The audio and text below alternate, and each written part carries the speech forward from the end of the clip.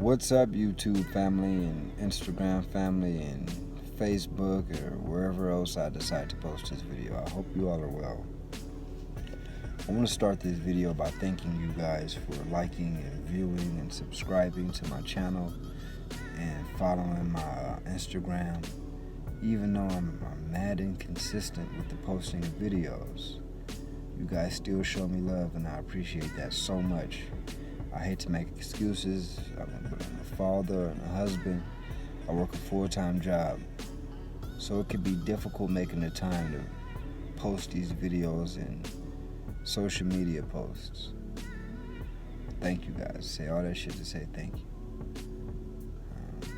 So, I want to touch on the circulatory system with emphasis on the blood. Because I know a few people who they're always tired. Their extremities are cold. They're always cold. They have issues maintaining emotional states. Those are a few out of many symptoms of an iron deficiency. Iron is the predominant mineral of your blood. When we think of iron, usually we think of blood, but iron is very dynamic. It's responsible for immune responses and it acts as an enzyme or a cofactor. Very dynamic mineral. And so the lack of it can cause various issues. Usually this deficiency is diet induced. It's a lifestyle choice. Not enough of one thing or too much of something else. Your circulatory problems can arise from living a sedentary lifestyle. You're at work sitting down. You're in the car sitting down. You get home, you sit down as soon as you can. And I get it. But that'll cause you these problems. And before I suggest any herb for you to use to remedy the issue with your circulation and /blood, I would say make those lifestyle changes first. That's where the long-term benefits are. As you're making these changes, as you're putting in the work,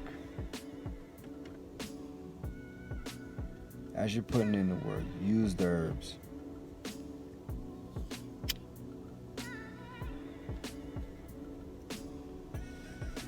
Use the herbs to expedite the process of restoring balance. I would start with these three plants: burdock, yellow dock, sarsaparilla. As far as some people claim that these three plants are blood purifiers now, I like to be a bit more careful with my terminology, but these plants will strengthen your blood. They will strengthen the integrity of your blood. But I wouldn't say it purifies it. Most definitely aids, but not a purification tool. You can use one of these herbs or you can use all of them. But before you use any of them, do some homework, because in addition to all three affording iron, they also have secondary and tertiary actions. For instance, burdock is a light laxative and a diuretic.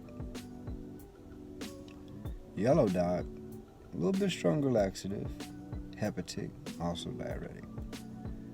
And sarsaparilla is good for the skin and a few other things. But my point is, before you use one of these plants for iron, make sure its other actions are desirable for you and your situation.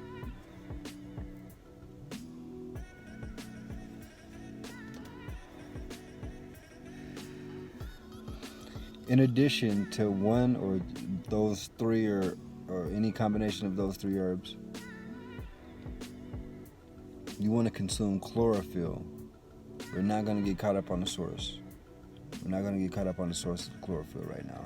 But get your hands on chlorophyll. Chlorophyll is another, it's something else that people like to say will purify or cleanse your blood. And that's not necessarily true.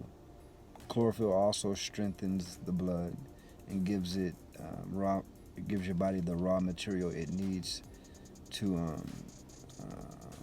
reproduce what it needs more efficiently. You'll see, how can I say this? Chlorophyll, the chlorophyll molecule itself and the heme molecule or blood are basically, they're identical in structure, except that the blood molecule, the heme molecule, in the center of it is an iron atom.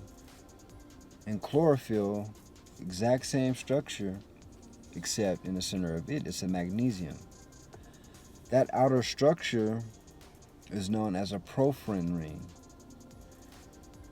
Chlorophyll is able to donate a porphyrin ring to us to help strengthen the integrity of the blood. Sure, heme is important.